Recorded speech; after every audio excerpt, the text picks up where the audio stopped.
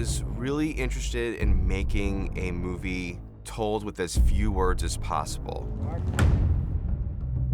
Just a very cinematic visual experience, elemental, something very man versus nature. On paper, this is a story about a young woman who wants to be a warrior. And she's facing many oppositions. Why do you want to hunt? Because you all think that I can't.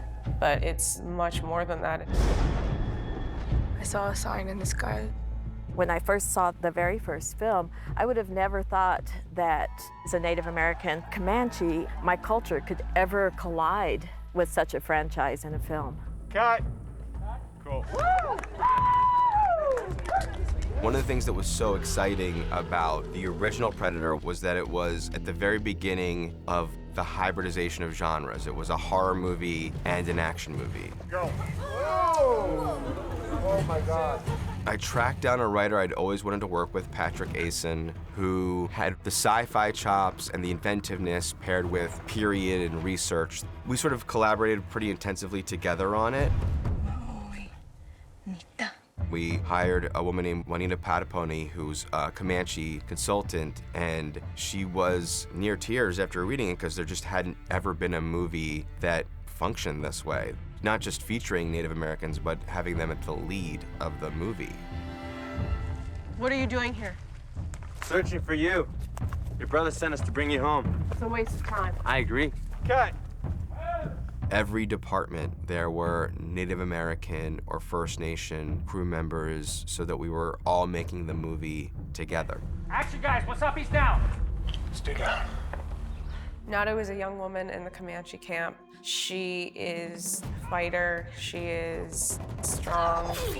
Her wants are quite different, I think, than other people would assign to her or imagine for her. Amber Midthunder is amazing. She plays our lead character, who is Nadu, and Nadu means fight in Comanche. She's great at everything she does, not just the normal day-to-day life of a Comanche woman, but as a Comanche woman warrior. Amber is incredibly physically capable and also such a gifted actor in being able to tell a story non-verbally. She can express so much with her eyes. I think she really was able to embody this character in this historical setting that feels immediately relatable to us. All right. That's great. Well done. Great job. Tabe is Nadu's younger brother, and they spent their whole lives together in this camp, so they're quite close. Tabe in Comanche means sun, as in the actual sun in the sky, and it also means son, like a mother's son. You know, there's a lot of expectation on him because he's this tall, young, athletic warrior getting good at what he does. At first, we were very worried about the sibling rivalry dynamic and wanted to make sure that we would love Tabe. And no matter how intense we asked him to get with his sister, it always comes across as there being a care there. There's something else out there. And if there is, I'll get it. I can hunt. You can't. Do I need your permission, War Chief? That is all credit to Dakota's performance. What's really amazing about this film is that we have a lot of First Nations people playing First Nations characters. And that's really important because that's very important to authenticity. He got that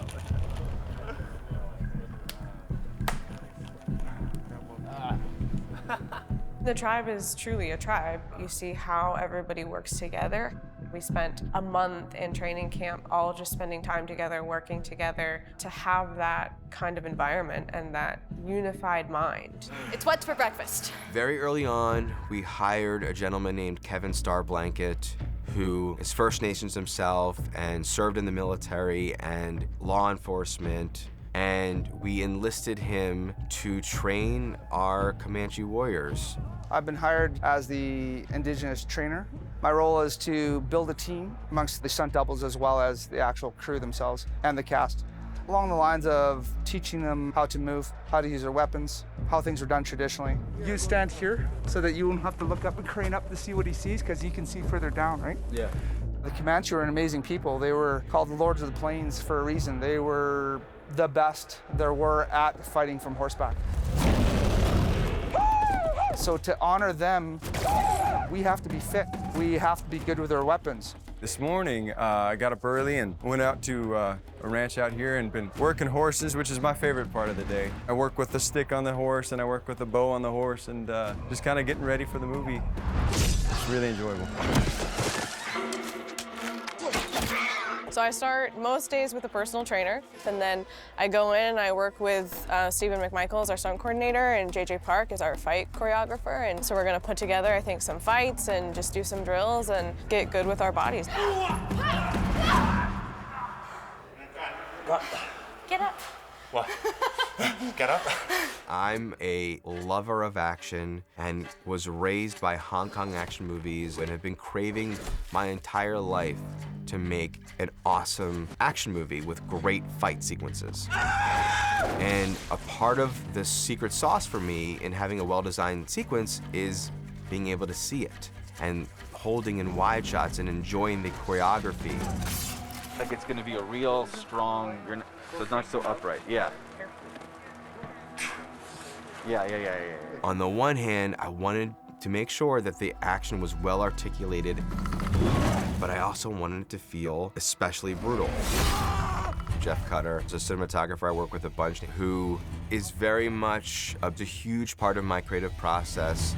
If we make this film look like a period drama, but yet its core is still like an exciting action film, that was what really kind of got me going. And the idea of setting the Predator in these beautiful environments, forests and streams and overlooking vistas, and then contrasting that idea of the Predator, this sort of lethal killer, in these beautiful environments, that was a very exciting visual thing that got me very interested in it.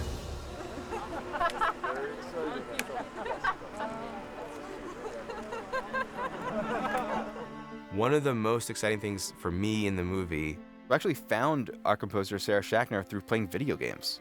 We wanted something to feel anthemic and epic, and Sarah was able to marry those two ideas and, on the one hand, play to the unexpected and embrace more modern sensibilities, and on the other hand, play into the sweeping, character-oriented adventure.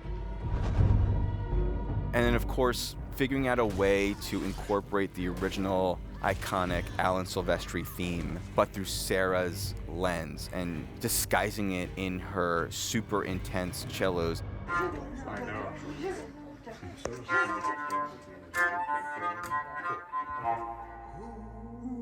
Robert Mirabal, who's a renowned Pueblo musician, found a way to craft a sequence with this music and no words, and so it all just felt way more emotional than it was before.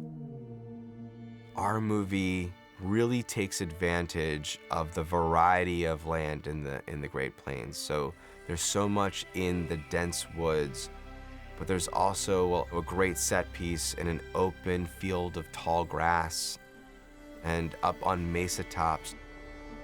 And one of the first things that happened before production is with the help of the First Nations community in Calgary on Stoney Nakoda land, and we had a tribal blessing. We needed to acknowledge the homelands that we were shooting on, and the fact that we were able to have this ceremony for our Native people, it just kind of really started us off the right way and in a good way. Prey is set 300 years before the first movie, and it is this creature's first time on Earth. It goes back to the initial Stan Winston design. There's something about the initial design of that guy that I think is just cool. Look, roll. Truly, the Predator is hard to look at times. The first time that the Predator actually showed up in costume on set, he took everybody by surprise, which the Predator often does, but everybody just applauded because it was just an amazing thing to see him walking out in the middle of the woods. We have to go find whatever left those tracks. I looked over and I saw him, and this thing happened to me where I was captured by the sight, and also I really was evaluating if I could kill him for real, and I think I could. There's danger nearby. One of the things we wanted to do with the creature in this movie was actually, I really wanted to feel like this was a terrifying, wet, scaly, scary creature. Alec Gillis and Tom Woodruff Jr. of ADI, who have worked on every great movie you've ever seen, and all the Alien and Predator movies, did all the creature stuff in this movie. So the way it moves, its facial design, feels like it's not the exact one we've seen. It's got its own identity, maybe it's from another hemisphere of the same planet, and it's no longer wearing a helmet. 2, 1, hit! The Predator still has his code of looking for the strongest threat, but hunts with earlier versions of weapons we had seen before. So he has the laser targeting, but instead of having the plasma cannon that explodes, he's shooting these heat-seeking crossbolts. He has the END, the explosive net device.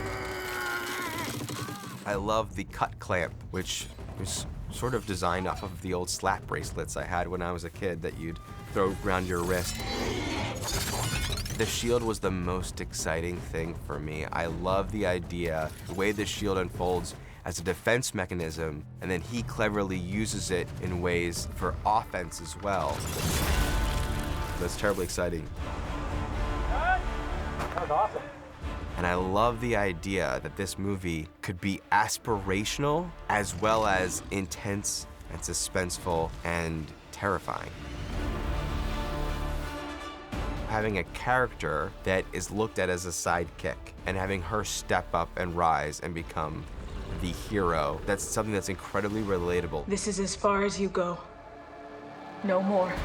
It's really important to me that Indigenous youth see themselves in these characters, in these people, that they know that we're here and that we're capable, and that everything that they want to accomplish and everything that they hope to see is accessible and is very, very possible. I'm ready.